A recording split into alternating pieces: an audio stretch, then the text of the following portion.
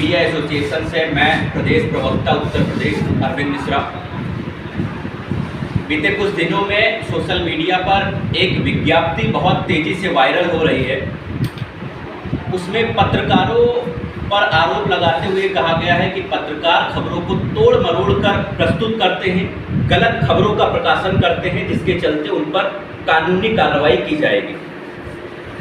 अब कुछ सवाल है शासन से, प्रशासन से कि सरकार ये जो विज्ञप्ति प्रकाशित की है इससे क्या दिखाना चाहती है कि क्या पत्रकारों पर पहले कभी मुकदमेबाजी नहीं होती थी, उन पर मुकदमा दर्ज नहीं होता था?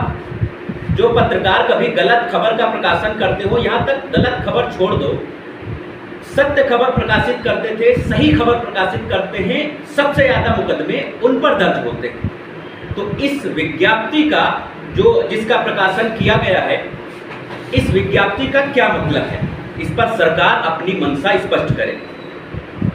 दूसरा ये है कि क्या पूर्व में भ्रामक और गलत खबर जो प्रकाशन हुई है उन पर सरकार ने अब तक कोई कार्रवाई नहीं की है, और अगर कर रहे थे कार्रवाई तो क्या वो गैर असंवैधानिक थी, गैर कानूनन थी? कि अगर कार्रवाई का पहले ही था मामला तो अब इस विज्ञप्ति के माध्यम से सरकार क्या दिखाना चाहती है? तीसरा यह है कि निष्पक्ष पत्रकारिता के लिए सरकार ने क्या कदम उठाए हैं। हर बार एक प्रेस विज्ञप्ति आ जाती है, एक प्रकाशन हो जाता है सरकार की तरफ से कि पत्रकारों पर तो अंकुश कसने का सरकार प्रयास करती रहती है।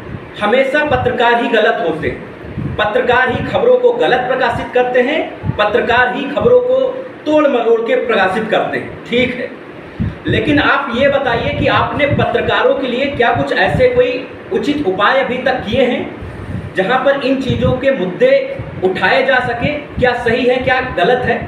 कभी क्या शासन या प्रशासन के द्वारा किसी व्यक्ति ने इस पर किसी भी बात को प्रकट किया है, या विज्ञप्ति के माध्यम से किसी भी संस्था को ये बताने की कोशिश की है, एक बार बैठकर पत्रकारों के साथ कोई मीटिंग करने की कोशिश की है?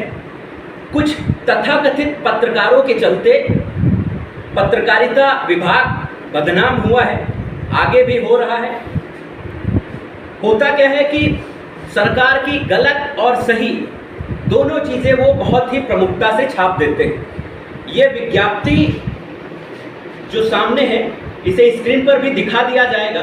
कुछ पत्रकार इस पर भी अपनी मंशा को ये कहेंगे कि सरकार के द्वारा बहुत अच्छा कदम है ये, लेकिन कैसे किसी भी सरकार के लिए ये कदम अच्छा हो सकता है? अनुच्छेद 19, जहां भारत का अनुच्छेद 19, ये संविधान का अनुच्छेद जो है वो भारत के प्रत्येक नागरिक को बोलने की आज़ादी देता है, लिखने की अभिव्यक्ति देता है। उस पर शासन और प्रशासन के द्वारा इस तरीके से उस पर आरोप लगाना, झूठे आरोप लगाना कि आप गलत खबर प्रकाशित करते हो, आप खबरों को तोड़ मरोड़ कर प्रकाशित करते हो और आप पर कानूनन कार्रवाई होगी, इसका मैं कड़े शब्दों में इसकी निंदा करता हूँ। तीसरा यह है कि क्या सरकार के नज़र में सिर्फ मान्यता प्राप्त पत्रकार ही जो है पत्रकार हैं, बाकी छोटे मंझोले पत्रकार जो हैं, जो गांव की खबरों से यहाँ तक कि जहाँ कोई नहीं जाता, जहाँ तक आप ये समझ लीजिए कि सूरज का उजाला नहीं पहुँचता, वहाँ गांव के जो पत्रकार हैं वो पहुँचते हैं। आप उनकी आवाज़ों को दबाकर क्या साबित करना चाहते हो?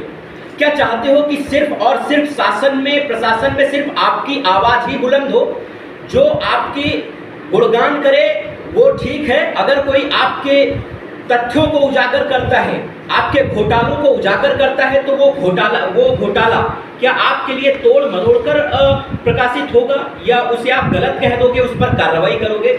इसका मैं पुनर्जोर विरोध करता हूँ, इस विज्ञप्ति का मैं खंडन करता हूँ। चौथा यह है कि क्षेत्रीय पत्रकारों के उत्पीड़न पर सरकार ना तो कभी पहले कदम उठाई, ना तो आज कदम उठा रही है। भारत जहां बात करता है संविधान की, भारत जहां बात करता है, भारत की सरकार जहां बात करती है लोकतंत्र की, आज ये किसी से बात छिपी नहीं है कि भारत में पत्रकारों की स्थिति क्या है।